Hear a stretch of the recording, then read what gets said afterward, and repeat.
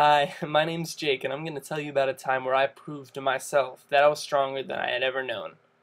When I was 8 years old, I was diagnosed with type 1 diabetes. Now, I had no idea at 8 years old what that disease even was.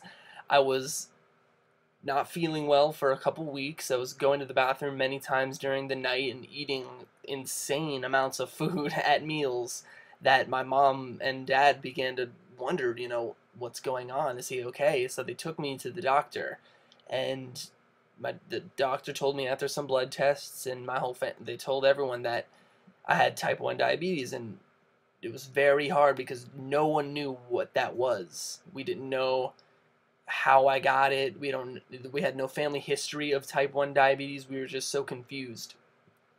And I was sent to the hospital for a week. I was poked and prodded and hooked up to machines and given so many shots, and it was such a stressful, overwhelming time, and I had so many questions like, is this forever? Is there going to be a cure? Is this even real? I didn't even know how to pronounce the name of the disease that I had been given. There was just so much going on all at once for me, and I was only 8 years old.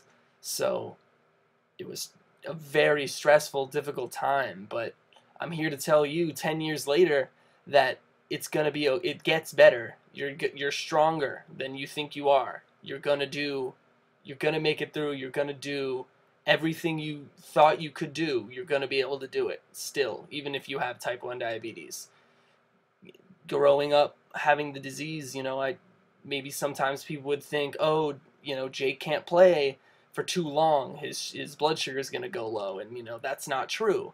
I have the knowledge now that I know that I need to eat a little snack before I play, and then I can play just along with everybody else. It's not that big of an issue. And sometimes I felt uncomfortable when I'd have to pull out a little pack of crackers in the middle of the FCAT, and I'd have to eat them because my little alarm on my watch was beeping that my mom had set. But those uncomfortable times started to get, less and less, and I started to feel more comfortable and confident in myself. And diabetes is just, it's part of who I am, but it's not everything. I can still, I study hard, I get good grades. It doesn't control every aspect of my life. It's something I have to live with. It's not something that is a burden. So, and all you have to do really to prove to yourself, just like I did to myself, all you have to do is stay strong. You have to never give up. Can't let it get the best of you.